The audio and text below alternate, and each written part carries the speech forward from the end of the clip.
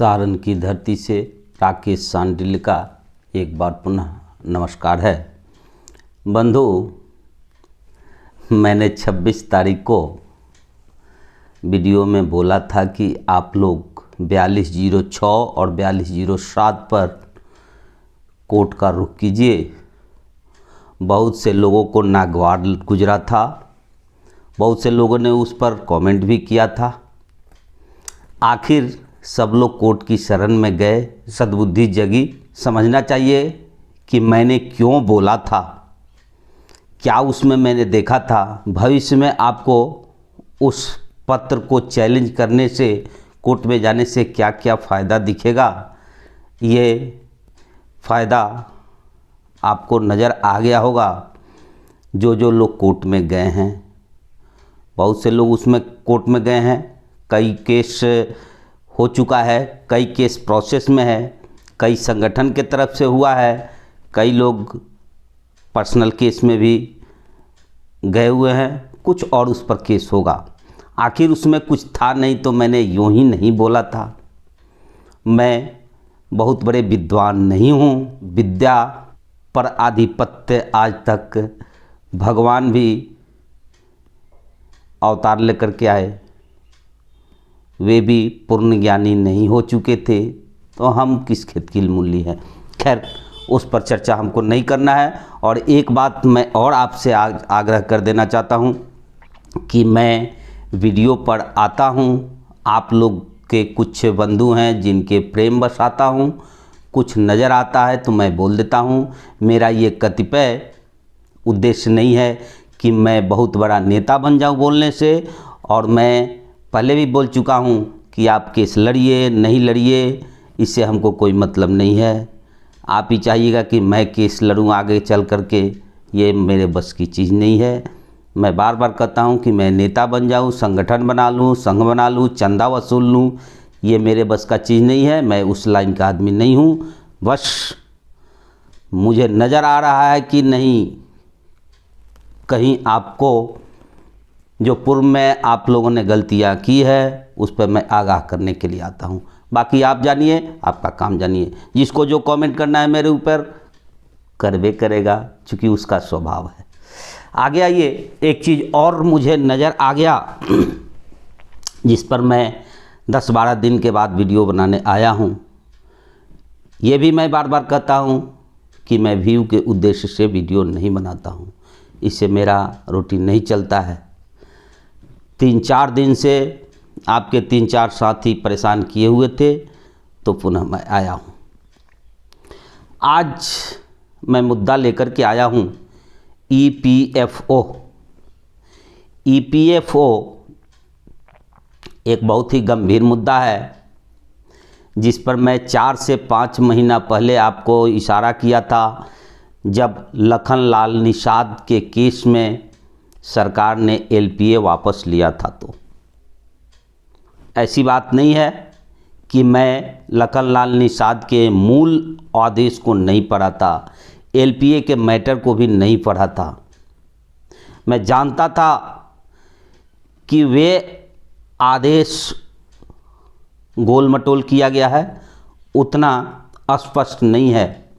इसके बाद भी मैंने बोला था कि आप लोग अपने अपने क्षेत्रीय कार्यालय में केस का हवाला देते हुए निदेशक के नाम अपना प्रेजेंटेशन दीजिए। मैं ये जानता था कि प्रेजेंटेशन दे देने से आपका EPF नियुक्ति की तिथि से नहीं हो जाएगा। मैंने 1952 एक्ट, EPFO 1952 एक्ट का अध्ययन किया था। इसके बाद भी मैंने बोला था कि आप लोग वहाँ प्रेजेंटेशन दीजिए, सरकार स्तर पर भी दीजिए, चूँकि उस मैटर को सुलझाया जा सके। लेकिन आप लोगों ने ठंडे बस्ते में उसको डाल दिया था। पुनः मौका आ गया है। अभी मैंने देखा है NPS वगैरह के भी केस कोर्ट में चला, उसमें क्या है नहीं है, उससे आपको क्या बेनिफिट होने वाला है नहीं होने वाला है नियोजित को, इस पर मैं ज़्यादा चर्चा नहीं करूँगा। इसलिए कि जो भी केस लड़ रहे हैं वे कुछ देख कर के लड़ रहे होंगे, जीत हार अलग चीज़ होती है। रही बात ईपीएफओ पर, जिन्होंने क्षेत्रीय कार्यालय में प्रेजेंटेशन दिया वे भी सही, नहीं दिए वे भी सही। मुझे पता चला है कि कुछ लोगों ने मुजफ्फरपुर में गया था प्रेजेंटेशन देने के लिए, लेकिन वहाँ बोला गया कि यहाँ प्रेजेंटेशन देने से कोई फ़ायदा नहीं है, सरकार के स्तर पर देना पड़ेगा, सरकार आदेश करेगी तब। मैं ये भी बात जानता था, कि 1952 एक्ट में भी ये लिखित है। इसके बाद भी मैंने बोला था इसलिए कि आपको प्रूफ मिल सके और आगे पुनः आप केस में जा सकें, इसके लिए प्रूफ बनाने के लिए मैंने बोला था।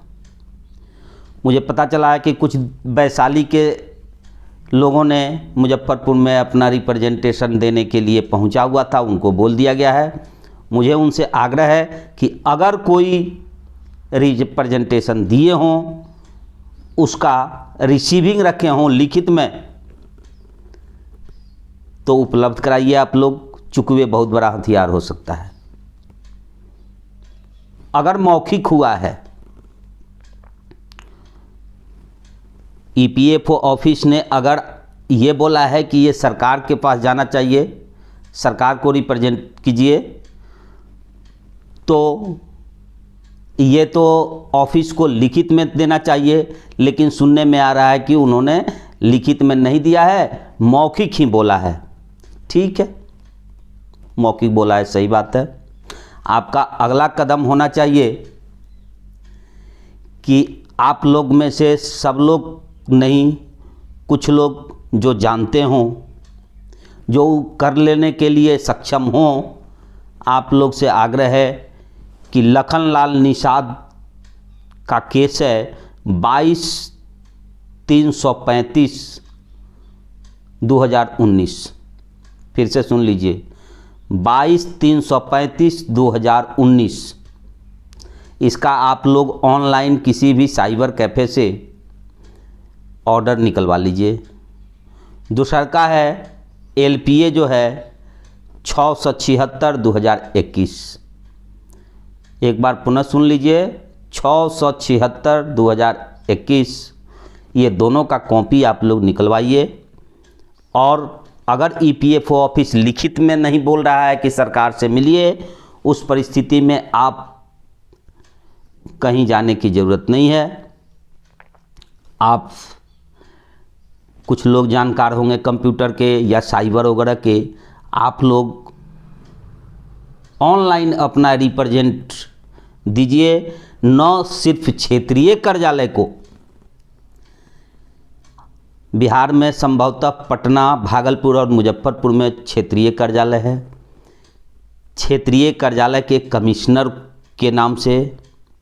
दूसरा, आप लोग एक प्रस्तुति दीजिए दिल्ली के हेड ऑफिस के कमिश्नर को भी, ईपीएफओ के सेंट्रल कमीशन को भी जानकारी दीजिए कि ये मेरा ऑर्डर हुआ है 1952 एक्ट का पालन करने के लिए।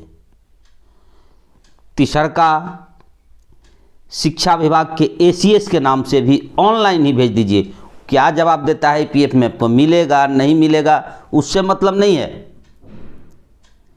चौथा, आप लोग जो बहुत बड़ी गलती करते हैं,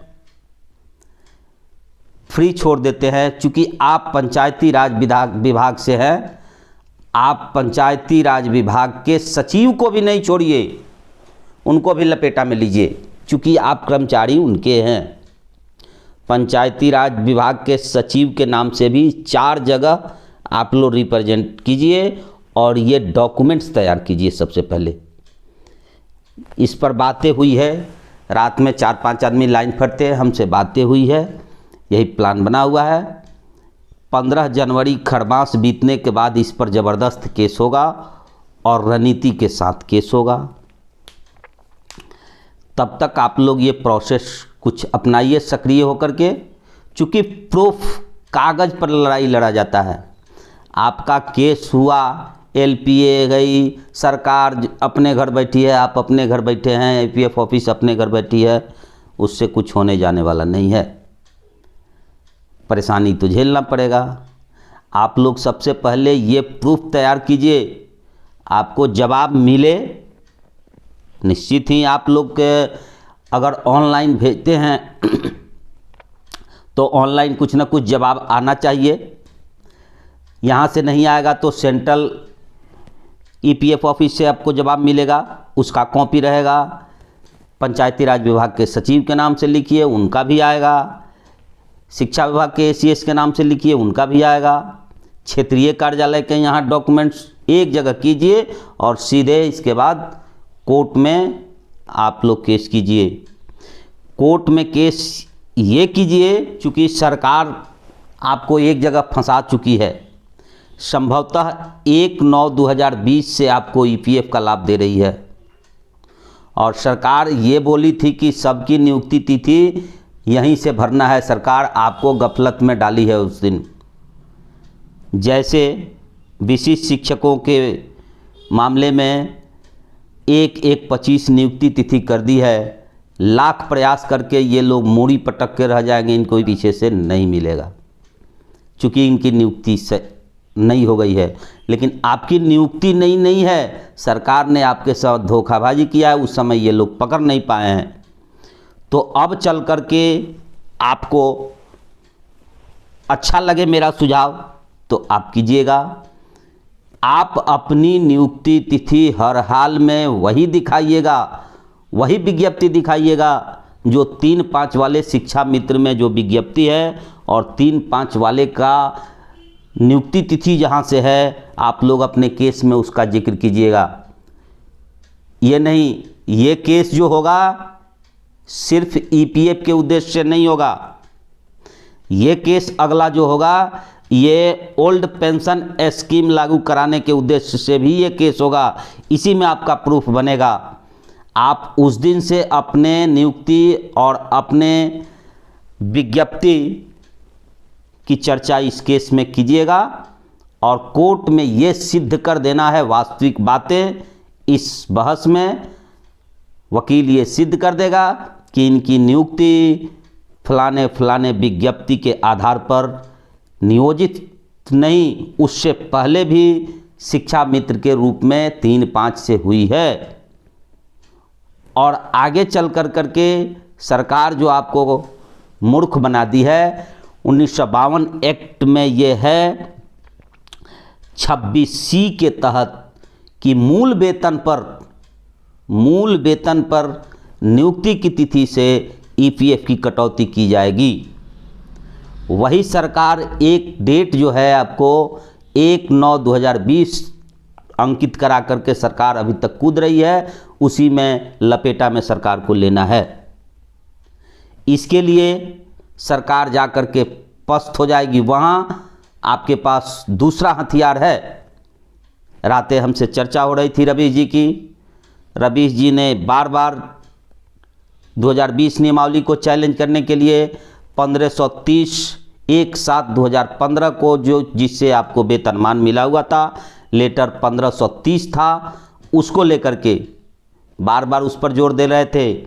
हमने बोला कि नहीं, आप लखनलाल निषाद के केस और उनके एलपीओ को छोड़कर नहीं चलिए, चूँकि वे नींव तैयार कर चुके हैं और वहाँ से अब आपको आगे बढ़ना है। ये एक आपको सपोर्ट होगा और आपका मकान वही नींव पर शुरू होगा, न तब फिर से आपको जीरो से आना पड़ेगा। मैंने उनको सुझाव दिया है, सभी लोगों को अच्छा सुझाव लगा, इस पर पहल हो रहा है। थोड़ा देर के लिए सोचिए कि सरकार ने आपको 1/9/2020 से ईपीएफ दिया। सरकार यहीं जा कर के कोर्ट जब लपेटेगा और कोर्ट में जब पूछा जाएगा सरकार से, ईपीएफ ऑफिस से, पंचायती राज विभाग के पदाधिकारी से कि क्या आपको जानकारी नहीं थी कि जिस दिन 1/9/20 को ईपीएफ लागू किया गया इन पर, उस दिन इनका वेतन 15,000 से ऊपर चला गया था। 21,000 के आसपास में 21,000 से आगे ही बढ़ गया था। तो फिर आपने 15,000 पर फिक्स क्यों किया, जबकि ईपीएफ एक्ट 1952 में 26C में अंकित है कि 15,000 से ऊपर अगर वेतन आपका चला जाता है, 15,000 से नीचे जब है तब आप 15,000 पर फिक्स कर सकते हैं, लेकिन 15,000 से जब ऊपर चला जाएगा उस परिस्थिति में आपको मूल वेतन प्लस डीए पर कटौती करना पड़ेगा 12%। तो सिर्फ यहाँ वहाँ हल्ला करने से नहीं होगा, तकनीकी रूप से आपको लड़ना पड़ेगा, पेपर की लड़ाई लड़नी पड़ेगी। सरकार सीधे फंस जाएगी, सरकार के पास जवाब नहीं जुड़ेगा कि एक तरफ मैंने 1530 पत्रांक एक साथ 15 से मैंने वेतनमान दे दिया है और उस वेतनमान के तहत इन लोगों का वेतन जिस दिन 9/20 को ईपीएफ लागू किए उस दिन 21,000 के आसपास, लमसम 22,000 मानिए ना, चला गया है। इसके बाद भी ज़बरदस्ती हमने 15,000 पर इनका पीएफ का कटौती शुरू किया है। सरकार को जवाब नहीं जुड़ेगा कोर्ट में, और सरकार जो फुदक रही है यहाँ वहाँ, जब तक सबको नहीं जुटाइएगा, सेंट्रल कमिश्नर को जब तक नहीं जुटाइएगा, पंचायती राज विभाग के प्रधान सचिव को नहीं पकड़िएगा, ईपीएफ कार्यालय के आपके क्षेत्रीय कमिश्नर को नहीं पकड़िएगा, सरकार के शिक्षा विभाग के प्रधान सचिव को नहीं पकड़िएगा, सब लोग जब एक जगह नहीं होंगे तब तक कोई किधरों भागेगा, कोई किधरों भागेगा, कोई किधरों भागेगा। तब रही बात कि लखनलाल निषाद जी के केस 22/3/35/2019 और 676/2021 का सहारा लेना पड़ेगा, चूँकि ईपीएफ के केस में आपका नींव का काम वही करेगा। आपका नींव बुनियाद जो है उसी के आधार पर चलना पड़ेगा। तो उसके आधार पर आपने उस आधार पर अपना प्रेजेंटेशन दिया, रिप्रेजेंटेशन दिया कि नहीं, इसका खोज होगा। उसके लिए आप लोग लग जाइए, जिसको आता है, सबके लिए नहीं बोल रहा हूँ, जो एक्टिव पर्सन हैं, जो ये सब कर सकते हैं, अपना अपना निजी रिप्रेजेंटेशन ऑनलाइन ही सही, कोई ज़रूरी नहीं है क्षेत्रीय कार्यालय में जाने का, चक्कर लगाने का, आप लोग करके तैयारी कीजिए और पेपर उपलब्ध कराइए। चूँकि 15 जनवरी के बाद नियोजित है तैयार, अब की बार ईपीएफ पर वार, ज़बरदस्त वार होगा और सरकार की घेराई होगी, और तब सरकार जवाब देगी कि ईपीएफ मैंने 15,000 पर कटौती क्यों किया। यही पीछे ध्यान नहीं दिया गया है, जिसके चलते दोबारा लड़ाई लड़ना पड़ रहा है। संभवतः हो सकता है लखनलाल निषाद के केस में ये सिद्ध नहीं किया जा सका हो। वास्तविकता क्या है अब इस पर हम नहीं बोलेंगे, पीछे क्या किया है। हालांकि जो भी वे लोग प्रयास किए हैं, अपने उस समय के जो दिमाग में आया उनका वे लोग किए हैं, अथक प्रयास किए हैं, लेकिन अब इसको आगे बढ़ाना समय का मांग है और समय के अनुसार आप लोग निर्णय लीजिए और एक्टिव होइए। सबसे पहला आग्रह आपसे एक है कि जितना भी अभी सरकार मेहरबान हुई है, 5वीं सक्षमता में आपको लपेटा में ले लेने के लिए कृपया इससे बचिए, कृपया इससे बचिए।